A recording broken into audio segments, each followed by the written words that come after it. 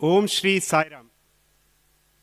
I offer my humble and loving salutations at the Divine Lotus Feet of our beloved Bhagawan. Respected elders, dear brothers and sisters, a warm and loving Sai Ram to everyone gathered here at the sacred precincts of the Sai Ramesh Hall, Brindavan Ashram. We welcome you all to this auspicious evening as we convene for the landmark 180th edition of Samarpan here in Bangalore. As many of us know, the word Samarpan means offering or total surrender. This unique satsang is a loving initiative undertaken by the alumni of Sri Sathya Sai Educational Institutions as a humble offering of eternal gratitude to our beloved Bhagawan. Just like Lava and Kusha of the Ramayana, Sai students find themselves best placed to sing the glory of their Sai Rama, coming together on the third Sunday of every month to relive the magnificent moments spent in his divine presence and to reflect deeply upon his word, his work, and his way. Today, to share his personal spiritual journey and the life lessons learned at the Lotus Feet, we are blessed to have amidst us our alumnus brother, Sri Laxmikanth Nagulapalli. Brother Laxmikanth inherited a deep spiritual legacy. His family has been closely associated with Bhagavan since the 1950s. Born to Srimati Shyamalamma and Sri Srinivas Rao Garu, a farming family from Nagar Kurnool district, Telangana, his early foundation was built in a Telugu medium school at Vanaparthi.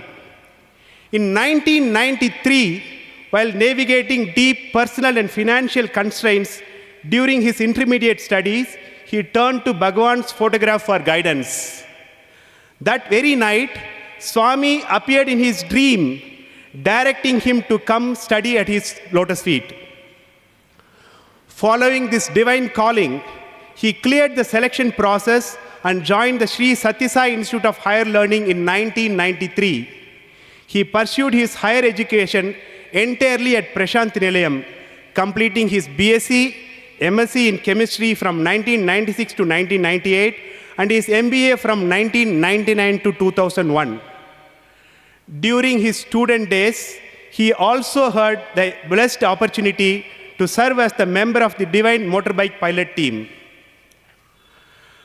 Throughout his years at the university, Brother Laxmikanth was a direct witness to Swami's omniscience, discipline, and profound healing power, which permanently cured him of chronic asthma and a severe sports-related bone injury.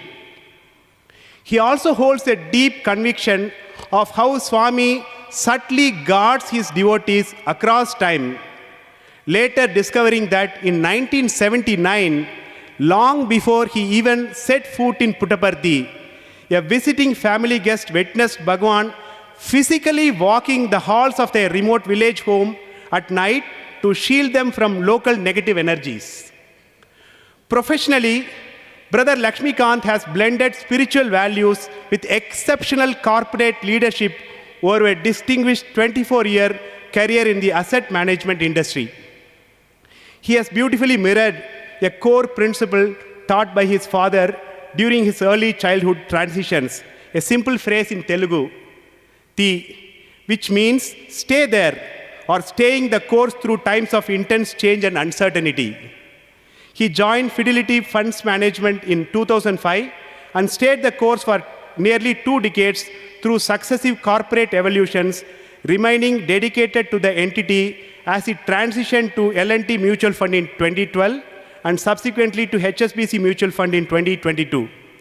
Currently, he serves as the zonal head for South, East, and UP at HSBC Mutual Fund. Parallel to his corporate responsibilities, he deeply is committed to Seva. He is an active member of the Hyderabad district team at Shivam and notably managed the proceedings when the state celebrated Bhagavan's glorious advent. A defining spiritual milestone occurred when Swami blessed him with the opportunity to manage the renovation of the ancient Hanuman temple in Manachalakatta village. I'm sorry if I pronounced it wrong. This service became a creative turning point, inspiring him to pen spiritual poetry and write devotional compositions. Many of his songs are broadcast on Radio Sai, including Chitravadi Teeram, Lalijo Lalijo. Please pardon me if I pronounce the Telugu words wrong, but I don't want to miss them. Alisidi Vemo Saisha, Nu Nadavakai Nelana, Entenda Punyamo. That's very close to my mother tongue Tamil, so I could easily pronounce this, but I can feel the depth of his devotion in all these offerings. He is also the writer of Shivam Shivam Sathya Sai Hridayam, which serves as the official theme song for the Shivam Mandir in Hyderabad. Most recently, during the Sri Sathya Sai Aradhana Mahotsavam, Bhagawan blessed him with the sacred opportunity to compose the special offering song, Palukalemi Swami. Brothers and sisters, let us welcome Sri Laxmikanth Nagulapalli to the podium to share his beautiful journey of how Bhagavan guides, guards, and molds a student's life at every single step. Jai Sai Ram.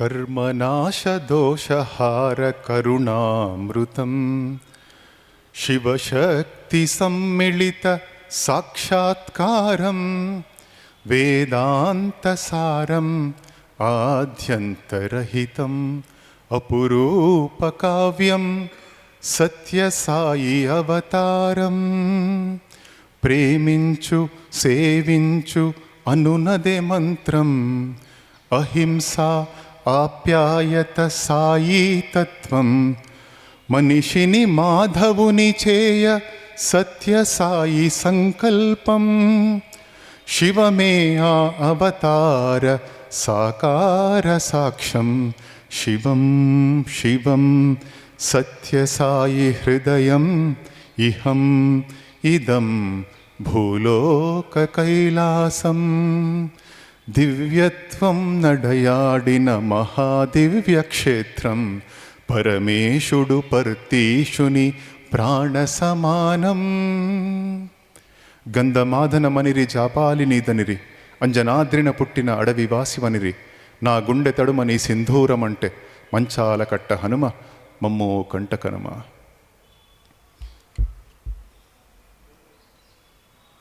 Offering my salutations to the lotus feet of Bhagawan, whose story touched many lives, the story that has no beginning or end, the story that is, in a sense, clears off all the bad karma that we might have done in our previous births, the story that wards off all the sins probably would have committed sometime, the story which is melodious, beautiful. Such story also told us that it is only service and love that is the mantra that we need to follow. Love all, serve all is the mantra that Swami has given. The story also told us that he is here because he wanted human beings to become gods. To that hero of the story, Sri Bhagawan Sri Sathya Sai Baba Varu, I offer my salutations. I also remember my family deity Manchalakatta Anjaneya Swami Varu, and I fondly remember my parents, Srimati Shamalamma and Srinivas Rao. As brother introduced, probably he gave the essence of what I am going to speak to you all today. But whenever somebody asks me to speak about Bhagawan, there is one incident from Ramayana that I always remember. Being follower of Hanuman, it's always good to learn from your immediate boss while you talk about the super boss. So when I talk about Rama, what I remember is when Hanuman went to Lanka to find Sita, he went and searched in every nook and corner of Lanka. Suddenly, at one place, he finds a pious gentlewoman, dressed very well, behaving very well, with lots of effulgence, lots of glory, lots of shining on her face. And he thinks, she must be Sita Mata. But later on inquiry, he gets to know that it is not Sita. It's not Mother Sita. It is Mandodari, who is the wife of Ravana. And Hanuman literally gets into depression. He starts cursing himself, saying that, how could I think of a normal being, that too a wife of a Asura, as Mahalakshmi? Because he went there in search of Mahalakshmi. He felt very bad about himself, thinking that I equaled a wife of a Asura to Mahalakshmi, Sakshat Sita Mata. So whenever we try to estimate, explain God, we eventually do many mistakes. Because if you ask an youngster, what is the fastest thing on this earth, he or she would tell you cheetah. As they grow up, they learn more, they will say, no, it's not cheetah, it is sound, or it's light. Or somebody who puts little more knowledge and turns inward, he or she would say it is the mind which is the fastest thing. Later, if you become a sadhaka, probably you will say it is Atma which is the fastest thing, which can move anywhere within no time. But for that evolution, you need lots of sadhana. For my backdrop, it is to speak about Bhagawan is very difficult. So I've chosen the easiest path.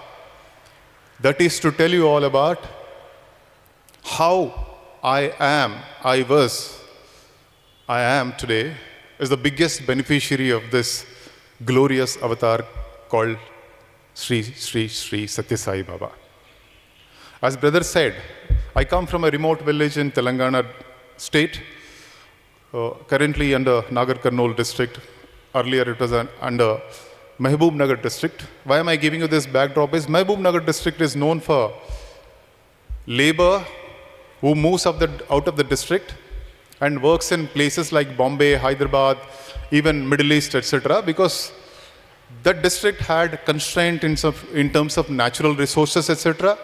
The agriculture was the main source of income for the people of that village, but the agriculture was completely rain dependent. There was no groundwater, so people had to wait for the rains to cultivate, and if there are no rains, there is no crop. My father was a farmer, and so I was studying in local school, nearby town, Jilla Praja Parishad High School, Vanaparthi in Telugu medium. Then I did my +1 and +2 in Telugu medium. And I was preparing for medicine. I wanted to be a doctor because my family has a couple of doctors. My uncles are doctors, etc. But as the exam was coming closer, it was very difficult for me to accept that I'll not be getting a seat. Because most of those mock tests that I do, I was flunking very badly. Neither my preparation nor my confidence was right up there to clear that exam. At the same time, I was quite concerned of troubling my father, who does not afford my education further. Though the family was very kind, relatives and friends were there to help, but fortunately, I was not so comfortable to ask someone for a help. When I was going through this situation, in fact, I was staying in one of my cousin's house in Hyderabad to prepare for medicine. One evening, the depression or the loneliness or the suffocation of not studying further made me look up to Bhagawan. my cousin's house, in the hall, they had a photograph of Bhagawan. And I looked into that photograph and I said, if you're God, people say you're God. If you're God, you help me out today. And I cried. And I slept, and early morning, Bhagavan appeared in dream and said, in Telugu, he said, come to me, I will take care. Na దగ్గరికి రా నేను చూసుకుంటా చదివిపిస్తా. Means he said, you come to me, I'll take care and I'll get your education done. Till then I never knew that there is an institution in Puttaparthi. Then morning I waited for my cousin to wake up and come out and speak to me. As soon as she came out, I asked her. Swami appeared in my dream and told me that I should go to him for my education. She thought through for some time and said, yes, there is an institution in Puttaparthi, but this institution has pan-India competition and it's only English medium. So she knows, she's my cousin, so she knows my capabilities in terms of English. She said, it's not easy for you to get through this. In the end, she also gave one confidence-creating statement. That is, she said, if Swami has told you, it will happen. Then we were in search of an application. My sister managed to get an application because as soon as Swami told, there are too many things fell in place. A neighbor who is 4 or 5 houses away from us, their son was studying in Puttaparthi. She immediately ran to them and asked for the application. They managed an application and I applied. I sent it to Puttaparthi. Then I went to Puttaparthi to write my written test. Obviously, it was very difficult because I was all through in Telugu medium and did not even have too much of exposure in terms of basic spoken English also. I did in Swami, leaving all my hopes in Bhagawan, I did my written test, but I was sure it's very difficult for me to clear that. Thankfully, when they put up the results, my name was there. Then next, the interview. I went to the interview and the panel, which is very kind. All of you know how Swami devotees are, because all of you are Swami's followers, devotees. All of them are very kind. They don't hurt you, they don't trouble you. The interview panel was very kind to me. They understood that this fellow may not be able to answer anything beyond what's your name, where are you from, etc. And rest of the technical terms were true translation from Telugu to English, so it's very difficult for me to know. In the end, the Vice Chancellor then showed me the Sarvadhamma symbol and asked me, please explain what is this. So I explained Om, which I know very well. I said Om is Hinduism. Then there was cross. By then I did not know it's cross. I said plus is Christian, not even Christianity. I said Christian. And there is a crescent, which I did not know is called crescent then. I said half moon is Islam. Not even Islam. Half moon is Muslim. This is what I could say.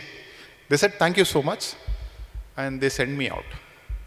So I was sure that I will not be getting, because the interview, see, written test, you will not know the right answer, wrong answer.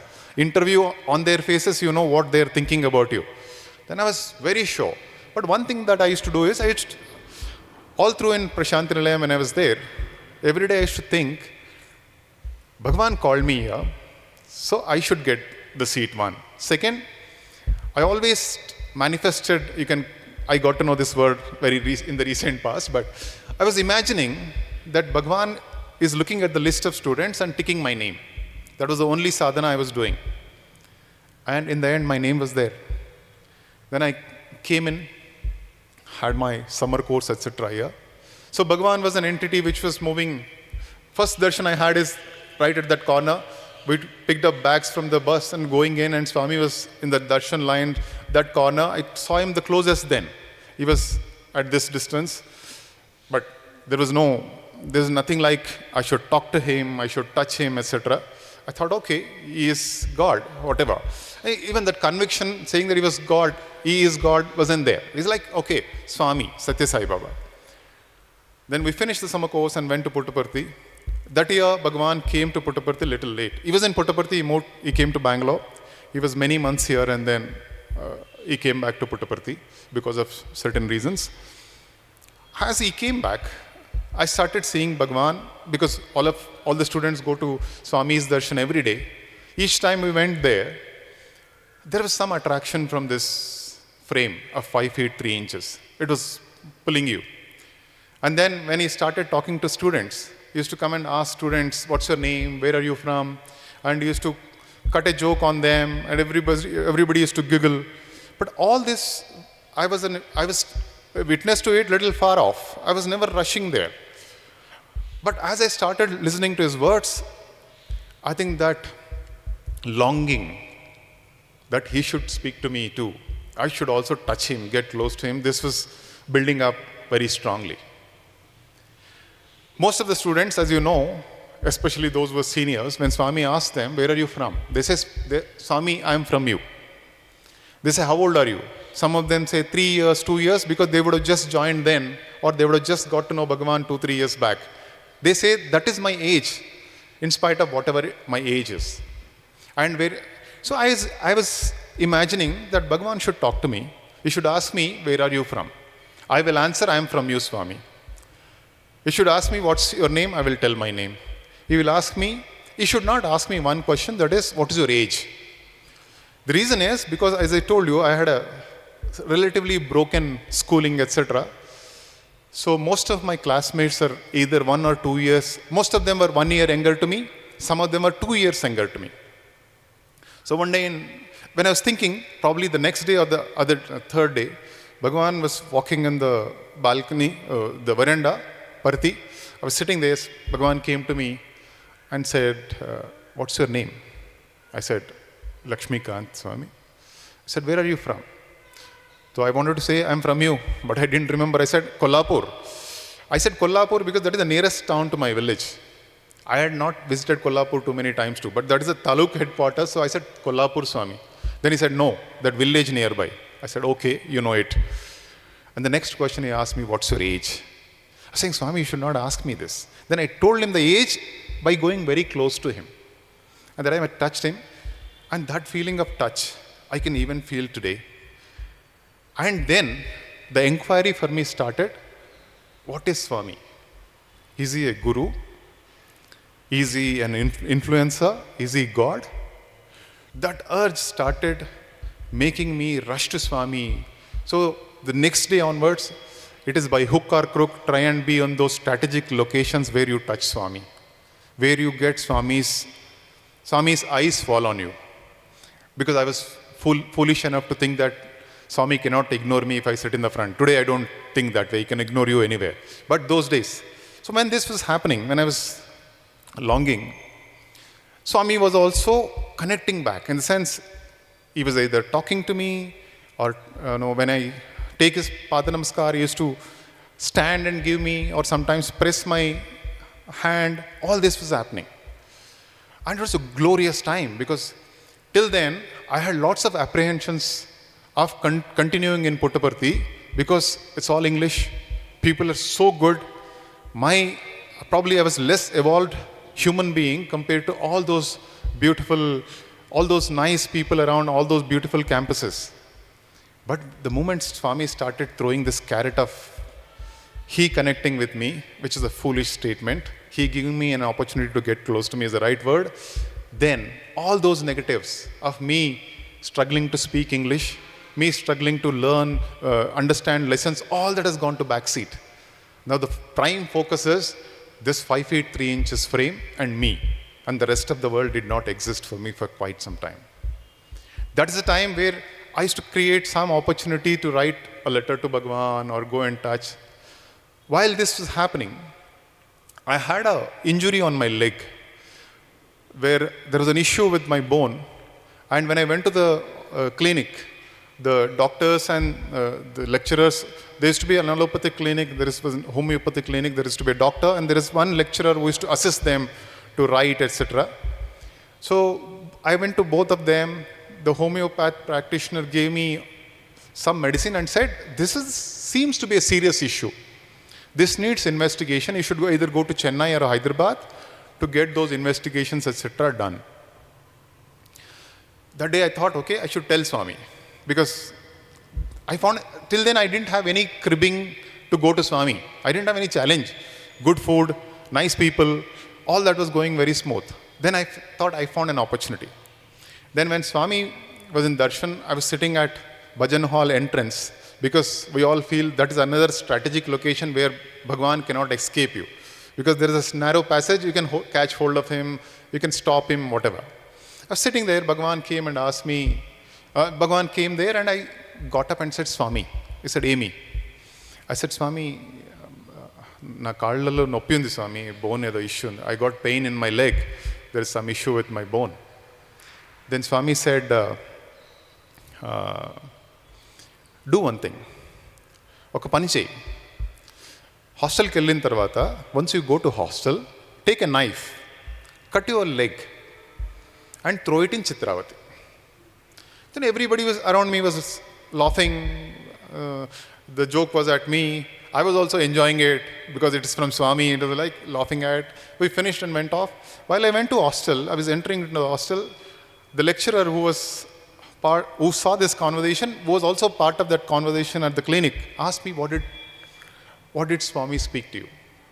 I said, sir, I told Swami that I've got leg problem. Yeah, I heard that, but what did Swami say? I said, Swami said, because by then I was reading Sri Sai Satcharita and all. So you expect when Swami said, oka pani chahi, that means Swami is giving a prescription like, you eat groundnut laddu or something like that, you'll get cured or whatever. But he has told me. Then I said, sir, Swami did not tell me anything. He just cut a joke on me, saying that cut your leg and throw it in Chitravati.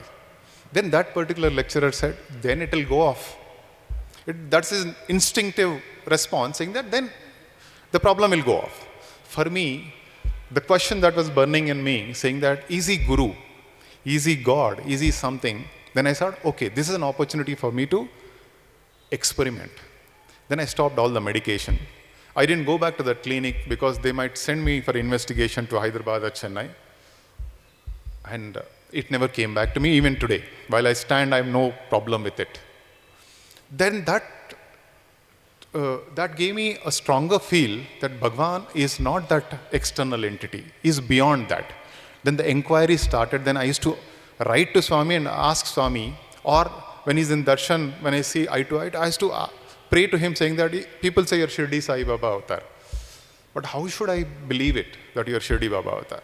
When I ask such a question 1 or 2 days, third day I will have a dream wherein Swami appears in Shirdi Baba, robe, etc. and walking on those broken houses, the masjid in Shirdi, etc. Then I asked him, why this dress? Why are you wearing a robe like this? You could be like us. Then suddenly I get a dream where Swami is wearing white and white. Me and Swami were traveling in a bus. We were sitting next to each other. But everybody was like looking at Swami like a normal person, or they were not even bothered. Then I got an answer, okay, you have come with a purpose, so probably you'll have to look different. So this introspection and answering was going on. It was continuing. And that journey probably made me look up to Swami for everything that I was going through, everything that I think of. So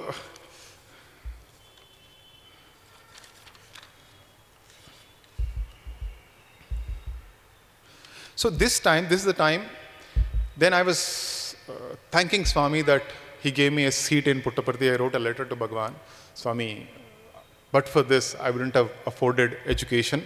We were going through some challenging times at home and all that. And for me, the new life beginning is the day I joined Puttaparthi at Swami's Lotus Feet. Then Swami was telling me, no, this is not the first time you know me. Then I started inquiring, how long did I know Swami? Swami had come to Shivam in 1992. I had seen Swami from very far on the road I was standing. I was helping some people who cannot see Swami, lots of crowd. I was lifting them, helping. I was enjoying that, saying that I'm helping somebody to see Swami, etc. But that was like, for me, Swami, as I said, till the time I became student, Swami was just an entity which I cannot name. I don't know what it is. Then I thought, okay. Then I went back to Swami and said, 1992, Shivam. He said, no. Then the introspection started. Then I was asking my parents in the holidays, when did I see Swami? I had gone to some of those darshans in Puttaparthi, etc.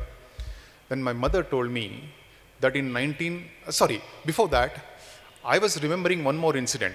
When I was in intermediate second year, I had a surgery. This was a surgery done with full anesthesia, general anesthesia. When the anesthesia was going out, when it is getting removed from my body as a natural process. All of us know, we come back from sleep, we feel some pain, etc. For me, the comeback was longer and it was extremely painful.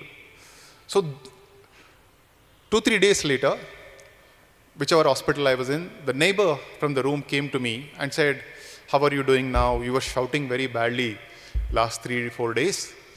And are you still feeling the pain?" I said, "The pain has gone, I'm become normal." Then he asked me, "Are you a devotee of Sai Baba?" I said, "Why?" He said, "You were continuously shouting Sai Ram, Sai Ram, Sai Ram." Trust me, brothers and sisters, I never looked up to Swami that way. That Sai Ram is not a planned one.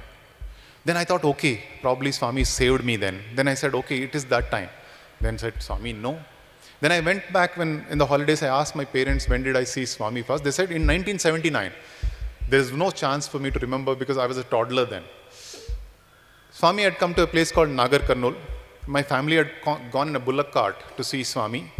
When they told, I started having a strong memory wherein my mother telling me that this is Sai Baba, he is God. There's a path like this, we were sitting next to it, he was walking. So my mother was telling me, it's great to touch his feet, but it's very difficult to touch his feet. He moves very fast. Very lucky people can touch his feet. Then I jumped, caught that feet, and I told my mother that I touched his feet.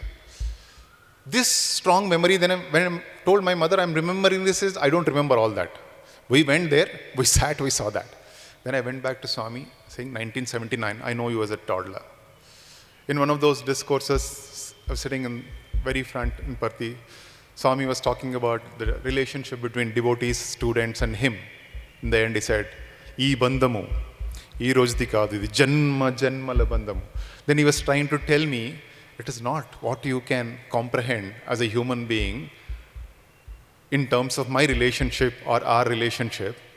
It is many births that we've traveled together. That's precisely why here. And in that discourse, post-discourse conversation, Swami was telling, all those who are here, who come and see Swami, none of them come on their own. It's an invitation, it's a choice, and Bhagawan calls all of them to his fold. And Swami said one more word, the biggest miracle I do is to control who should enter here. People think I create this, I create that. The biggest thing that I do is, it's a very, very, very chosen entry into my fold. Not everybody can come in. Then the love for Bhagavan has increased. All of us know, all of us who have dealt with Bhagavan physically or had the privilege to be around Bhagavan. It is like, Swami, the carrot is this talking, smiling, throwing rose at you, saying you're a good boy, patting, but the punishments also, or the learning, or the second part also equally stronger, where Bhagavan ignores you forever. You are right in front of him, he thinks that you don't exist. And that's where, probably as a student, I tell you, most of my learnings have been, brothers and sisters. There's lots of introspection to know more about Bhagavan, to correct ourselves, to follow some of those teachings, if not all of them, so that we please Bhagavan. In one such environment where Bhagavan was not willing to look at me, that's precisely when my father was seriously ill. He had endocarditis. He had some issue with his heart. Then I was trying to reach Bhagavan desperately. I was trying to give him a letter. I was trying to talk to Swami. Swami was ignoring. One of those evenings, Swami came for darshan. I was sitting, there was somebody else sitting next to me. Swami comes straight to that boy and speaks to him in Telugu. He said, "Namakam leda, don't you have confidence? Swami chuskuntarani. Swami will take care of everything. Why do you get worried? Why do you get so disturbed?" And all that he spoke, and he left. As Swami passed a little far away, I asked this brother, "What happened? Is all okay?" And this brother looks at me and says, "Telugu ledu." That fellow does not even know Telugu. Then I understood, it's not for him, it's for me. Because the previous night I had not slept. I was sitting in the study room and writing letters to Bhagawan, saying that, Bhagawan, you help me out. My father is seriously ill. If not you, who will take care? By then, I got addicted to this Bhagavan reacting to all my requirements. Even today I am. But the way Swami is, even if he is teaching you that lesson and if he is trying to put you away in terms of his physical proximity, etc., but the all-loving, the thousand mothers love that he holds does not stop him to save you, protect you. I think then I understood. These patterns were making me feel stronger that this Bhagavan is not a simple guru. He is truly a God. And he is surely an indweller. Because most of these things that he has been addressing to me so far were never open discussions with anybody. And as I said, I come from farmer's family. I never had this conversations with my parents too. That close my life has been. And Swami was addressing all of these every time. So all this was going through, and as you know, we pray to Bhagavan in many ways. Until then, Bhagavan was, as I said, he was transforming himself in my mind from a guru or a normal being to a God. So there is one poem which is like this. Abhayamicheti amurti nidanuchu rati rupana neninnu ganti nee krupato nuvu brova nannokkasari aa rayilone ramunni ganti. So we go to temple, look at the Garbhagudi, and then there is a statue, Vigraha of God. The Vigraha will remain stone till the time that God doesn't bless you. So we will not know what that Rama, till the time Rama blesses you or takes you into that fold. For me, to know Swami was never a possibility. Nobody can know. As I said, Hanuma was the most intellectual, most capable, learned, a greatest sadhaka, mistook Mandodari as Sita and repented for a long period of time. For us to understand Swami can never happen unless until Swami touches us, or Swami wants us to understand, not understand, Swami wants us to enjoy by believing, by trusting him completely that he is Avatara or he is God. So this was going on. Then I get to know many stories from my parents, etc. Because now I have lots of interest to talk to my parents and my family elders about Swami. Because till then Swami was just an entity. Now Swami has come in so strongly into my heart and he has become God for me. Then I used to ask my parents, how long did you know Swami? And how many times you went for darshan? How was those darshans? What was Swami interacting, etc. One of those incidents which brother narrated in the introduction, my mother, as I said, was worried about some practices in my village. My village was notoriously famous for black magic. There was a neighbor's family wherein some 7 people died in the course of 3-4 months with snake bite. So those stories were getting discussed, and my mother saw some kumkum, some turmeric, some lemon, cut lemon and all was thrown at our home. She was quite worried, thinking that somebody is trying to harm us. During that time, there is one astrologer / an Ayurvedic doctor who is a distant relative of ours, had come to our village, because next to our village there is a big hill which is known for medicinal plants. He had come all the way to collect medicinal plants.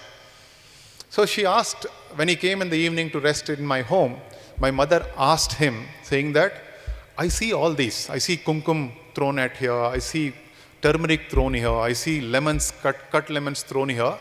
I'm very worried because I'm thinking that there is some black magic attempt on us. Either somebody really tried or somebody tried to scare my parents, because in villages you always have some issue at your agriculture land or something or the other happening.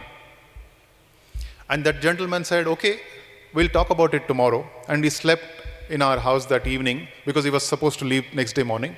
Next day morning he woke up, he did puja, he had his breakfast, and he was saying bye to my mother and father. My mother again reminded him, I told you yesterday that we are quite worried about this black magic and things like that. Then that gentleman smiled and said, you should never be worried. I was sleeping in the hall yesterday. Whole night I could not sleep peacefully because Sathya Sai Baba is walking in your hall from this end to that end all through the night.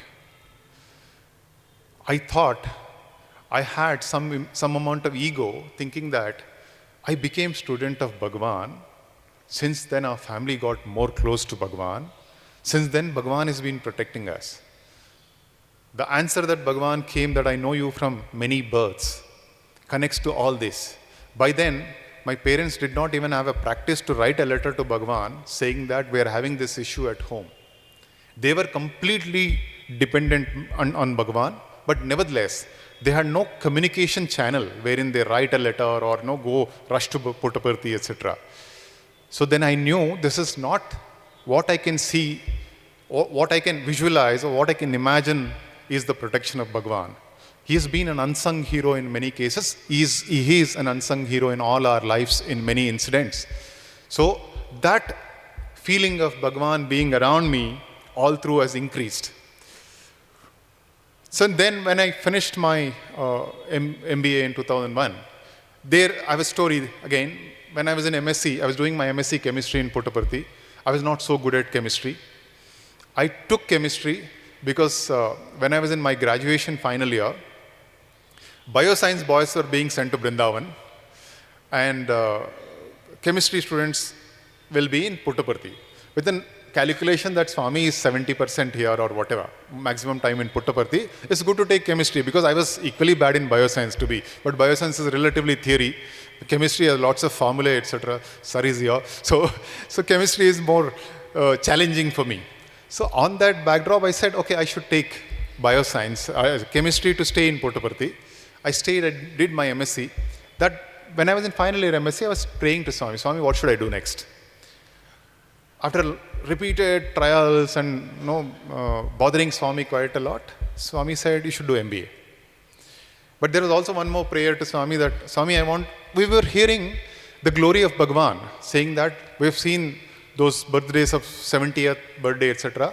Everybody was looking at 75th birthday, saying that that's going to be a glorious moment in Swami's avatar. There was also a prayer that I want to see your 75th birthday. Ideally, I would like to be a student. Then after MSc, Bhagavan told me to do MBA. I wrote an exam I could not clear. Then I went out. Initially, I thought, okay, I should stay with Swami. Swami said, go. I went out. I joined Asian Paints, a paint company in the production. Then I was working there. Then I suddenly developed, I was asthmatic in Puttaparthi. When I joined in graduation, third year of graduation, I developed huge asthma attacks in Puttaparthi. This asthma was relatively lower, but the moment I went to Asian Paints, because I was in production, getting exposed to powders, etc., this asthma attacks have increased drastically. Then I had to leave that job in the middle of it. Then I had to take up a teaching job. Then I went to a college and became a lecturer there. Because they've seen my CV and they thought this guy is from Puttaparthi, so he should be given the best. So they gave me a class of 50 girls. And that's supposed to be the cream class of that institution. For me to talk to even 2 people, 3 people was a big challenge then. I was a very shy guy, soft-spoken. I never gave a speech in Puttaparthi all through my education. I was put in this. I was reluctant, but I had to do because I had to survive for some time till the next MBA entrance of Puttaparthi comes in. I worked there for 4 months or so. Then I went back and did my MBA. I wrote entrance. I got selected in MBA. I joined MBA. So for me, what I asked is MBA. What I asked is 75th birthday. Both are taken care because 2000 year I was there in Puttaparthi. But when I look back, I just asked him, Swami, what should I do? He said, do MBA. I was sure that he would give me MBA, but he gave me late. The reason is we ask God so many things. Many a time we are not prepared to take up that. I feel when you ask Bhagavan anything, he gives you for sure. He also makes you eligible to take up that. I became a very good public speaker post those 4 months. And then for me to talk to a group, etc., was very easy. had I not got exposed that. And second thing, I was also exposed to a corporate before I get into MBA. If any of you have done your MBA and gone for interviews, it's always an advantage that if you had worked in a corporate and did an MBA, because people presume that you know lots of nitty-gritties of or the softer issues of organizations very well. So that's how Swami does these things. Then after that, for everything, I was dependent on Bhagavan. I finished my MBA, I went to Puttaparthi. I went to Hyderabad. I came to Bangalore, worked here for a year. Then I went back to Hyderabad on a different job to take care of my parents, etc. So that's the time I wanted to own a house. So I was looking for a house and I was praying to Bhagavan, Swami, you should show me a house. Because by then, this addiction, that Swami has to tell me someday. Probably it's a good addiction because Swami says, if you check with God what is right or what is wrong, you never end up doing a mistake. And if you do an act which is to please God, you will never do a wrong act. Thankfully, I was praying to Bhagavan again. I was sending a fax. By then, I've got too many instruments in my hand. Can write a letter, rush to Puttaparthi and try to give a letter, send a fax, etc. This time I wrote a post. I sent a letter by post and also faxed, etc. But Bhagavan was not responding. Then we ended up finding a house. But heart in heart, I was not convinced that I should buy that house or not. Because for me, it's very early stage of career. Too much of loan. If it is a wrong decision, probably I would have a big struggle. Then we finalized, some of my cousins helped me to identify a house, etc. And we've seen the colony name. It's Mithila Nagar. There is a big board, Mithila Nagar, in an area called Jillalaguda. But when I was getting into sale agreement, the full address was written. The address was plot number 5, road number 4, Sri Sathya Sai Nagar colony. Mithila Nagar was an adjacent colony name. Sathya Sai Nagar was this colony, which didn't have board. Then Swami, without even responding, he had taken care that I fall into a... That itself is like Swami's decision. So no, Swami, somewhere is giving me hint to go ahead. Till today, every small thing, big thing that I did in my life, even at times where out of my so-called busy schedule or out of my arrogance that would have come because of doing relatively well in the corporate, etc., if some question, some judgment, some decision was not asked or put in front of Bhagavan, Bhagavan still responded, showing that I am here, taking care of you. Post that, all of us know, brothers and sisters, 2011 came in. Bhagavan moved from Yajur Mandir to Hriday Mandir. So all of us were worried. There used to be lots of news when Bhagavan was in super specialty hospital. We were also getting, one of those evenings, there was a discussion. One of the non-devotees was asking me, your Sai Baba is not well. What do you think will happen? So only thing that I could answer to him is, whatever decision Swami takes, that's our decision. I don't know. I am not in a stature where I control what decision Bhagavan should take. But whatever decision he takes, that's my decision. I said that boldly, but I came back home, I was quite worried. There was lots of pressure in me, lots of stress in me saying that, what's happening? That night I slept and woke up in the middle of the night with lots of sweat because I had seen a face of Bhagavan which is not normally what we see. He was wearing the same robe, he was sleeping, and that face woke me up. After a week or 8 days or 9 days probably, we started hearing that Bhagavan is seriously ill. I mean, Bhagavan's body is seriously ill. Then we were worried, we were doing bhajan at our home. Swami had given me, as I said, I was asthmatic. To cure that asthma, Swami had given me a ring. It is a 9-stone ring. And when we were doing bhajans at that evening in our home, suddenly stones started falling off. Then we understood there's a big indication that something is wrong. We rushed to Puttaparthi. And morning, when we went to Sai Kulwant Hall to see the divine body, the dream that I had, for which I got scared and woke up in the middle of the night, was that. So Swami knew how he was looking after 8-9 days post the news announcement. Swami gave an indication by throwing stones, etc., so that we reach out to him and see that body on which we were dependent all through our lives. So many a time people try and question, why did this happen this way? I don't think anything ever happened in Swami's life which is not against his will or plan or away from the blueprint that he was carrying for this humankind.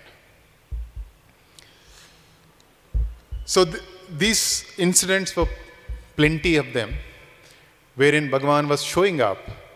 And these incidents where Bhagavan was showing up, his presence have increased post that 2011. Probably the travel of Bhagavan from Ejur Mandir to Hriday Mandir started reducing that travel time of Bhagavan from Puttaparthi to make it on lighter side. So every place that you pray for Bhagavan, he was visible. In 2015, I lost my father because of his heart issue. He had undergone some dialysis, etc. Post that, because of his kidney got weak, etc. So there again, because you lose your biggest support in life, the only thing that you go to is Bhagavan. Unfortunately, the physical frame was missing, which we loved all through. So I was praying to Bhagavan, what I want is, you just have to tell me that it's your decision. End of the day, it's his decision, but I want some confirmation to me, saying that Bhagavan, it's you who is with us, and it's a natural course of thing. So all through the 11, 12 days, there was no glimpse at any case. I was praying to Bhagavan, Swami, you have to hold me today. On the 13th day, which is supposed to be a prayer day, so all the karma activities finish by 12th day. On 13th day, there's some puja done at homes, right? So the person who was organizing the whole thing, suddenly tells me that today there will be a senior most priest will come to your house. What I understood it as, a senior most priest is coming and this fellow is announcing to me so that I take care of him. Probably I give him some dakshina, or I make a place so that he sits comfortably, etc.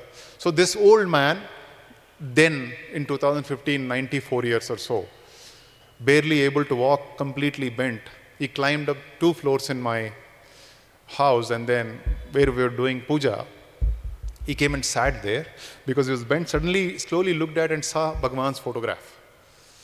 Then he started saying, when Shivam Bhumi Puja was done, Shivam is Hyderabad temple of Bhagavan. Shivam Bhumi Puja was done, there were few priests who were chanting Vedam for that puja, and he was one of them.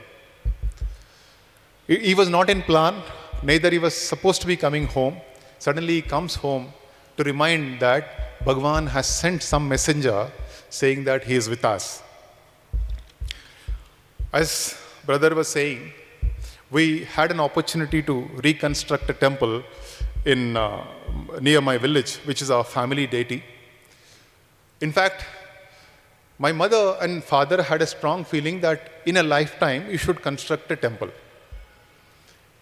And I was always praying to Bhagavan, saying that constructing a temple probably is easy, we fight it out.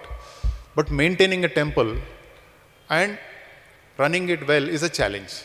While reading some of the Swami's literature, Swami had mentioned clearly that it's always a better thing to renovate, to make age-old temples better than construct too many temples. Then I thought, okay, you have given me an answer, but give me an opportunity, where do I do this? By then I had never had an idea of that I should do this.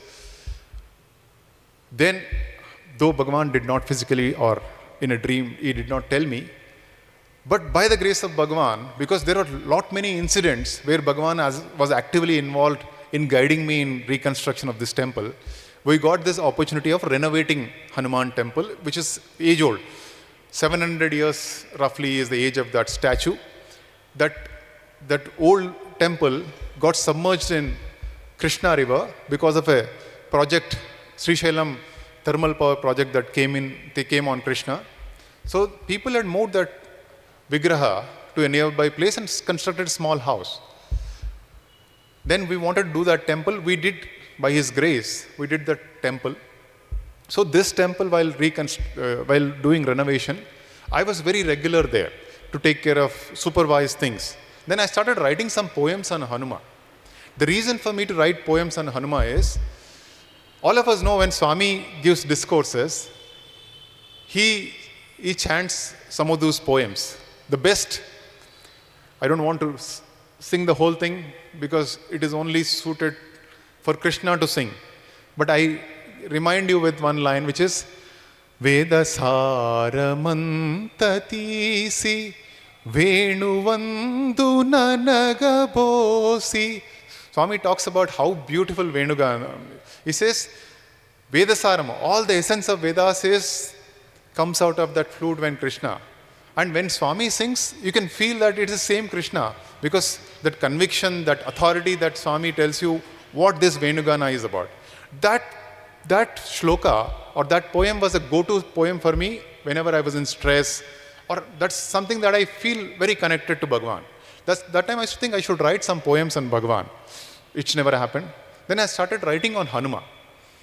The one I chanted when I started the speech, Gandha Madana Maniri Japalini Daniri, Anjanadrina Puttina Adavi Vasivaniri, Na Gunde Tadamani Sindhuramante, Manchala Katta Hanuma, Mammo Kantakanama. What it means is, people say you live in Japali, you are in Anjanadri, etc.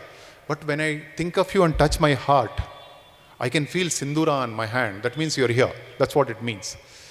So when I was writing this, one old devotee, and some of these poems got converted into songs. With a friend who is a music director, he said, these are all very nicely written, we can make songs. And that Manchalakatta Anjaneya Swami Arati also, Swami gave me opportunity to write. One of the devotees heard them all in YouTube. And one fine morning he calls me and says, Laxmikanth, I have been following your temple YouTube channel. These songs are very nice. We have songs on Swami, we have songs on Puttaparthi, we have songs on Swami's glory, and many other things. But we don't have a song on Shivam. Then he said, why don't you try? I said, sir, if Swami gives, I will write. Because even today, it's all His grace. I will tell you how He gave many songs to me. But this Shivam song, then when we were students, Swami and the closer groups used to tell us, if you're very busy, at least while taking bath, do Gayatri Japa and think that it's Gayatri Abhisheka. While cutting vegetables, think that you're cutting the ego. All of us have heard this in speeches also. Then I was thinking, okay, this devotee called me and told me something should happen. Then I did Gayatri, and then I got 4 lines, which are like, Shivam, Shivam, Sathya Sai Hridayam, Iham, Idam, Bhuloka Kailasam, Divyatvam Nadayadina Mahadivya Kshetram, Parameshudu Partishuni Prana Samanam. It says, this is the place where Swami moved around. This is Premanivasam. This is the house of love. And this is the very life of Bhagawan. Why this word came is, when Shivam was getting inaugurated, Swami said, Shivam is like my Hridayam. Though I heard it, it is not in top of my memory. But after I did Gayatri, because Swami sent some instruction to some old devotee, the song got ready in half an hour time. Today they use it as theme song. And many people said, you've written it well. Some of those lecturers who were in Hyderabad now, who taught us, like Dr. Anil Kumar, etc., we were part of a group to make this song in the end. So all of them say it's written nicely. But I tell them, it's my submission. It came as an emotion because the instruction came from him, song came from him, tune came from him. But I'm still proud of this because he chose me. He could have chosen anybody else. As brother was saying, there are 6 songs that I've gone through in Sri Sathya Sai Telugu. All of these songs have a story of this kind, wherein on a low moment, you sit somewhere and there is a song, and that song is published by Sathya Sai Telugu. One song is on Puttaparthi. Though when I went to Puttaparthi first time, these were my feelings. I could not write then, but I was not a writer. Even today I'm not. That time Bhagavan had not chosen to give me those words. Today he has given, which goes like this.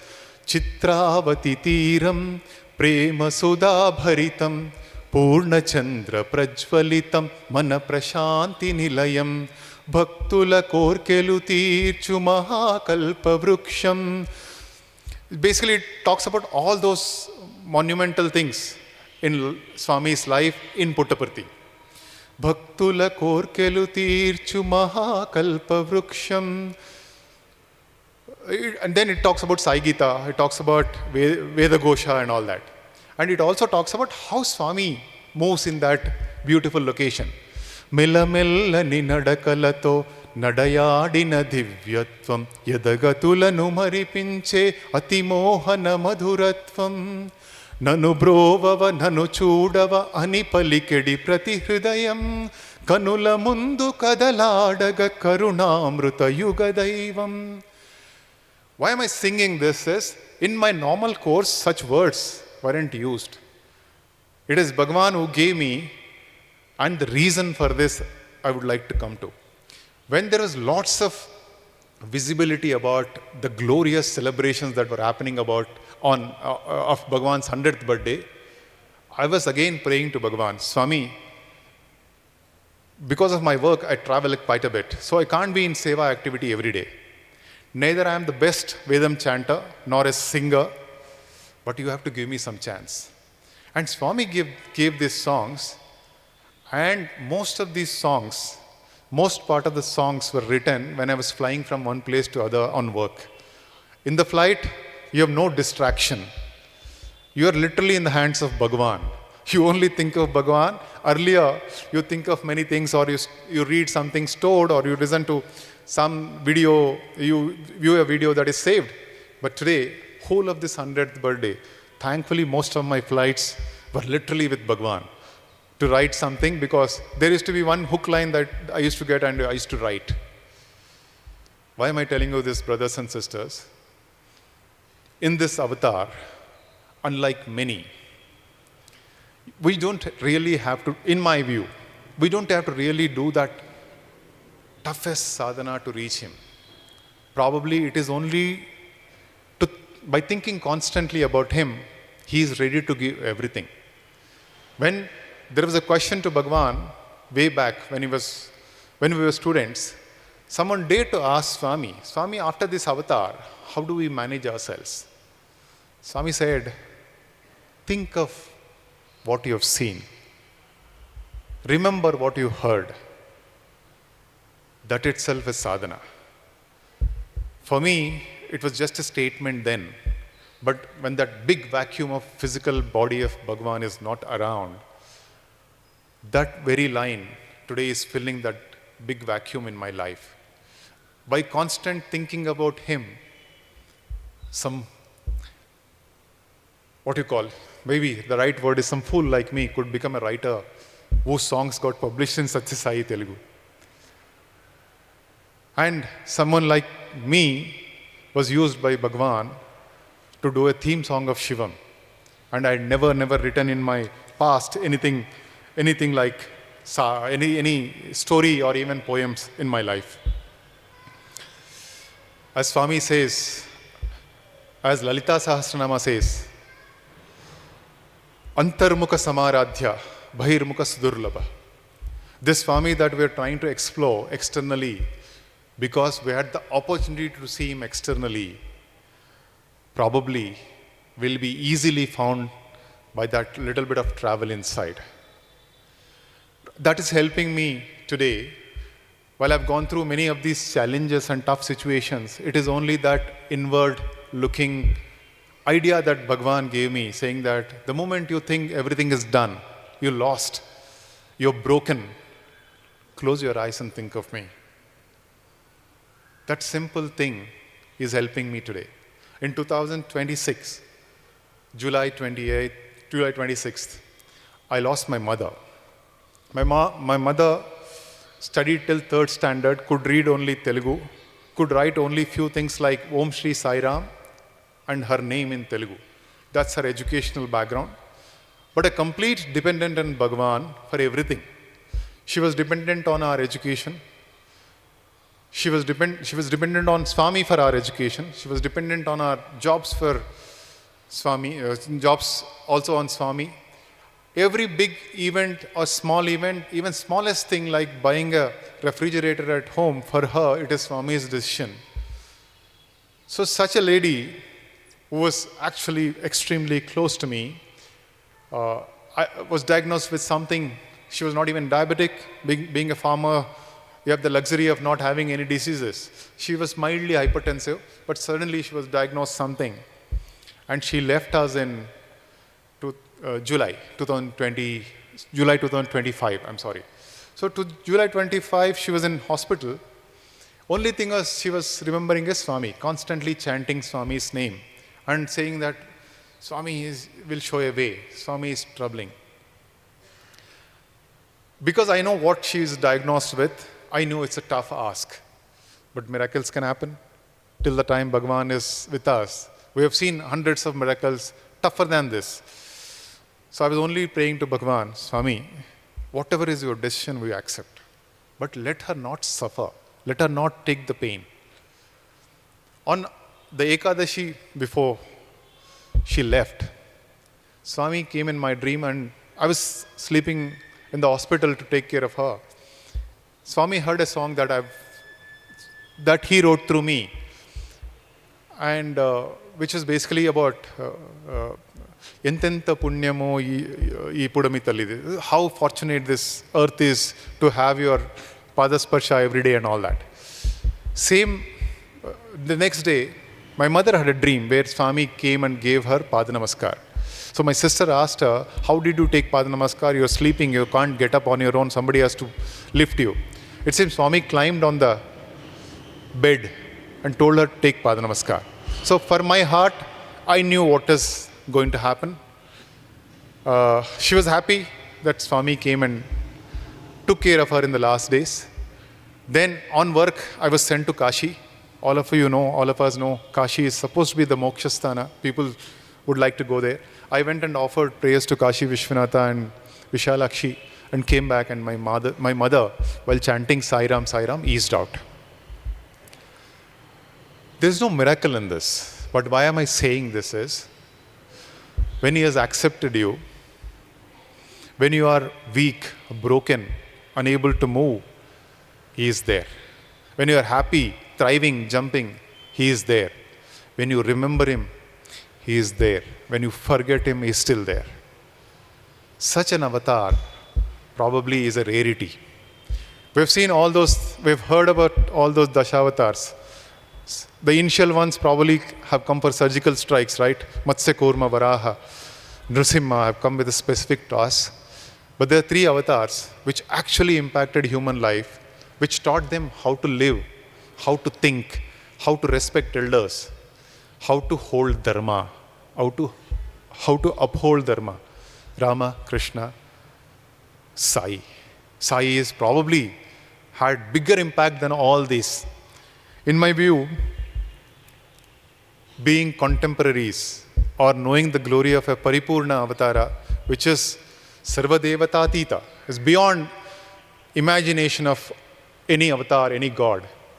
The reason I'm saying this is, when I was exploring Bhagavan as a child, with my innocence to know what Bhagavan is, He was not fitting in any format.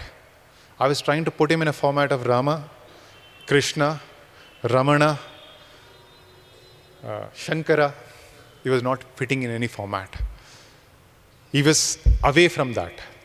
There was a little bit of similarity. Suddenly you find, okay, this seems to be a notch above to understand. Maybe those avatars are past. We'll do lots of literature.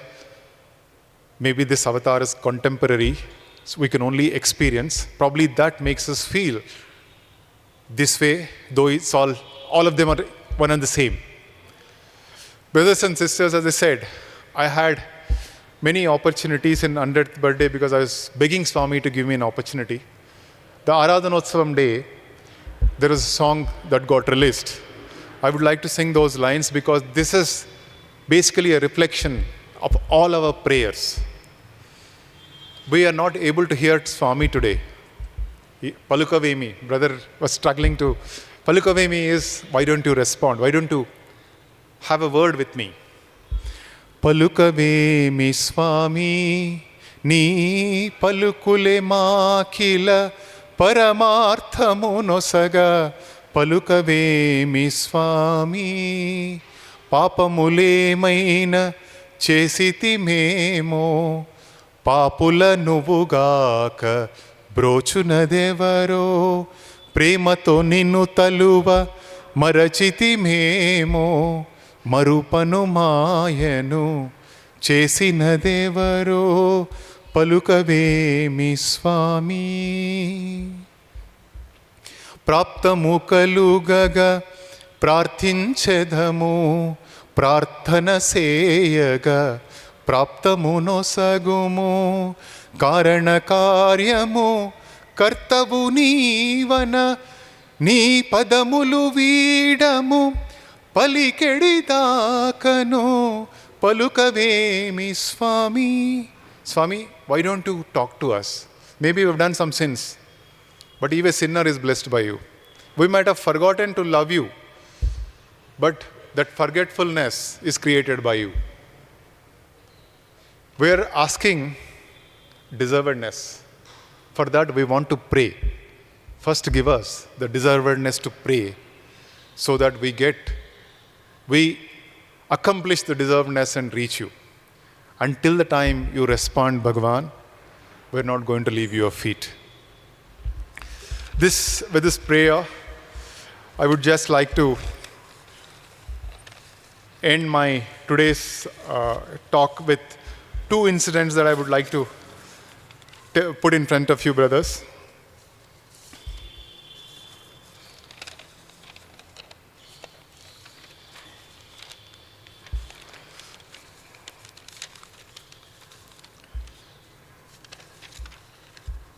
So these incidents are one incident which happened in Puttaparthi. One of those Narayan Sevas, Bhagawan was doing service in Vidyagiri Stadium. He was serving the needy. And while coming back, he was not walking on the path. We put a path for Bhagawan, right? Instead of walking on the path, he was walking on the mud and stones. I was right next to it. I told Swami, Swami, please walk on the path. He said, why? Enduku? I said, Raallu kuchtai, Swami. Means the stones will hurt your feet, Swami. Then Swami showed all those people who were in the Narayan Seva, all those needy people who were sitting there to take prasadam from Swami, the sari, the dhoti that Swami gives. He showed like that. Apadalanni nave. He said, all that feet is mine.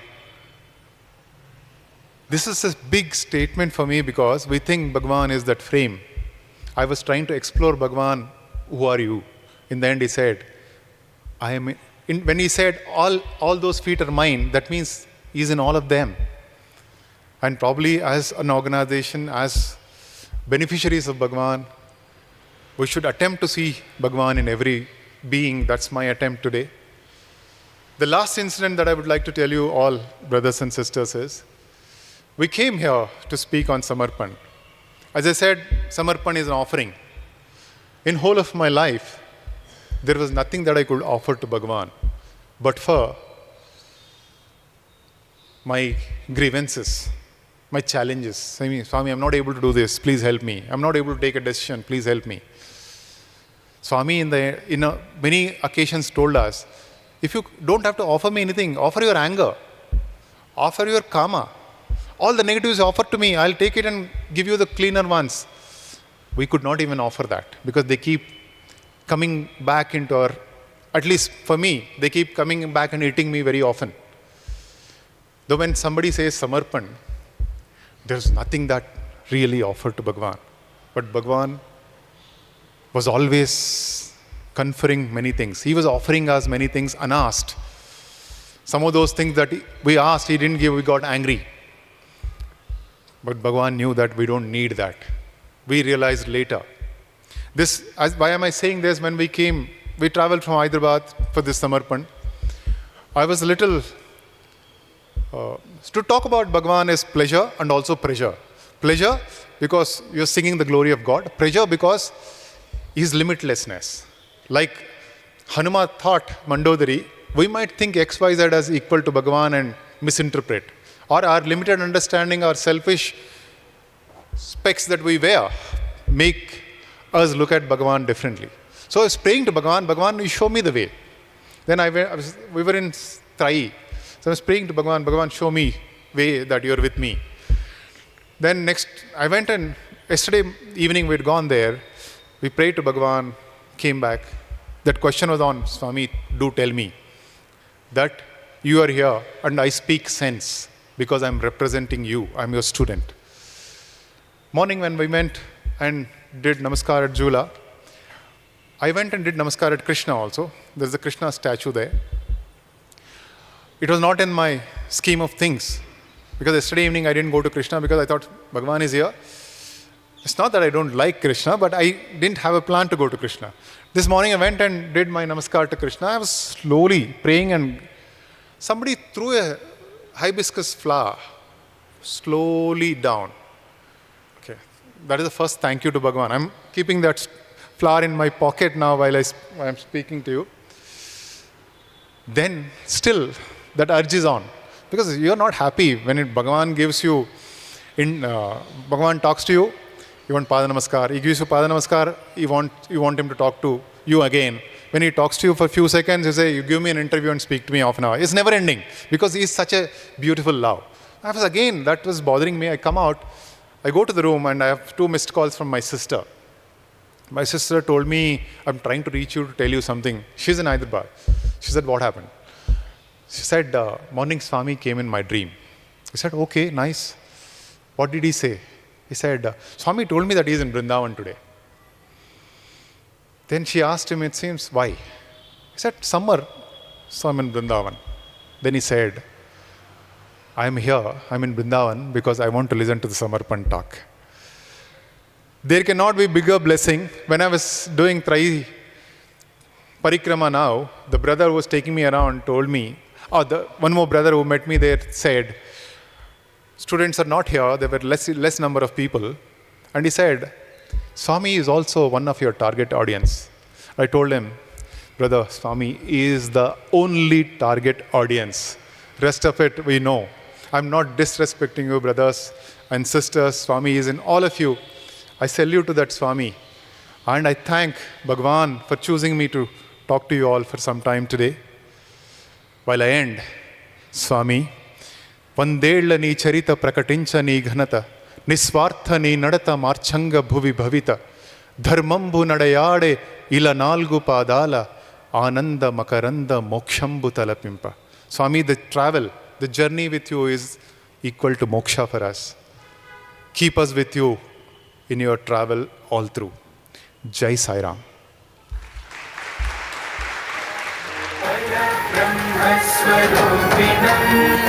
Vande Sathya Sai Swaminam Shiva Shakti Mahateja Sarva Devanatita Rupinam Purnavatara Chaitanyam Shubham Janma Mahotsavam Shubham Janma Mahotsavam Shubha Janmotsavam Shubha Janmotsavam Sri Sathya Sai Shatavarsa Janmotsavam.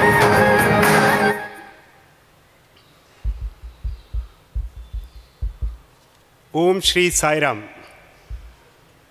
We express our heartfelt gratitude to Brother Sri Laxmikanth for sharing those deeply moving, pristine moments of his journey with Bhagavan.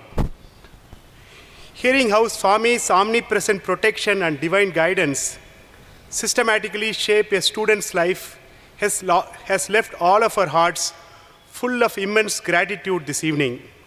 Our immense gratitude to you, Brother Laxmikanth. As a humble token of our love and gratitude, we now request Sri Sundareshan Sir and Sri Raghavendra Sir to come forward and make our loving offering to Brother Laxmikanth on behalf of the Brindavan Samarpan organizing team and the Bangalore Sai family.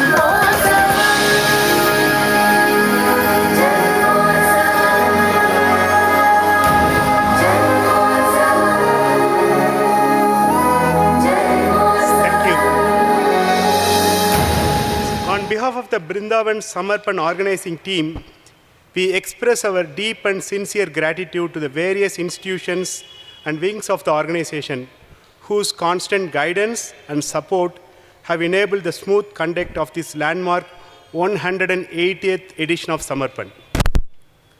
We lovingly express our gratitude to the Brindavan Management Committee, the Sri Sathya Sai Trust Karnataka, the Sri Sathya Sai Seva Organizations Karnataka South, the dedicated Sri Sathya Sai Sevadal, the respected faculty and dear students of Sri Sathya Sai Institute of Higher Learning, Brindavan campus, and the dedicated staff of the Sri Sathya Sai Hostel, Brindavan.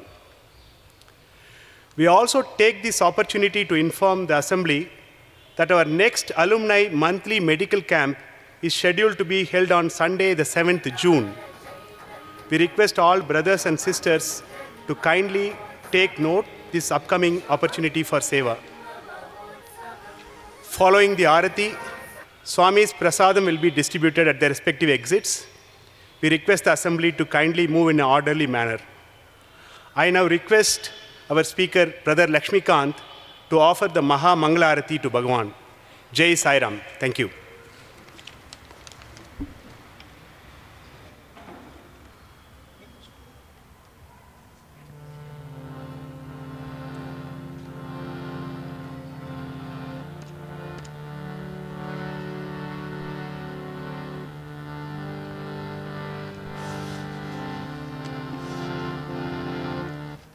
ओम जय जगदीश हरे स्वामी सत्य साई हरे जना संरक्षक भक्त जना संरक्षक पति महेश्वरा ओम जय जगदीश हरे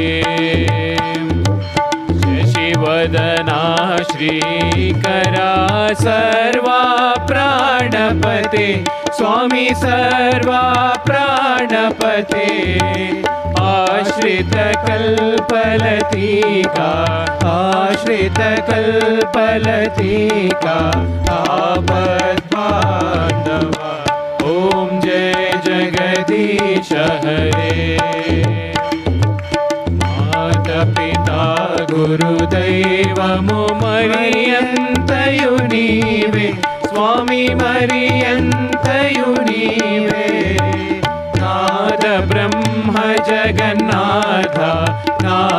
ब्रह्म जगन्नाथ नागेन्द्राशयना ॐ जय जगदीश हरे ओंकार रूप हो जय शिव साई महादेवा सत्य साई महादेवा मंगल हारति अंदुको मंगल गिरिधारी ओम जय जगदीश हरे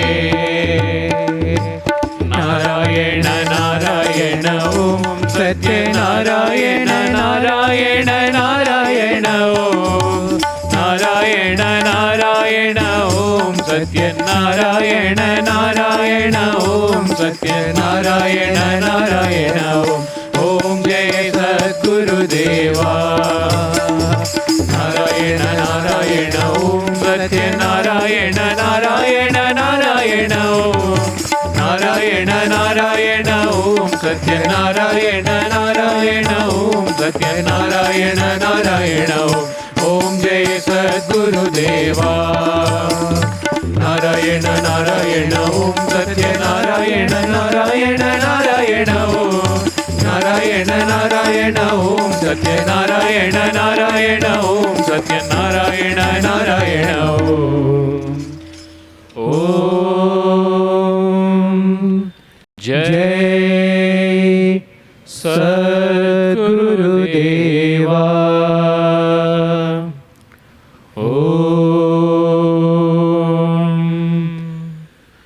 शांति शांति शांति समस्त लोका सुखिनो भवन्तु समस्तलोका सुखिनो भवन्तु समस्तलोका सुखिनो भवन्तु ॐ शान्तिः शान्तिः शान्तिः। जय बोलो भगवान श्री सत्य साई बाबा जी की जय।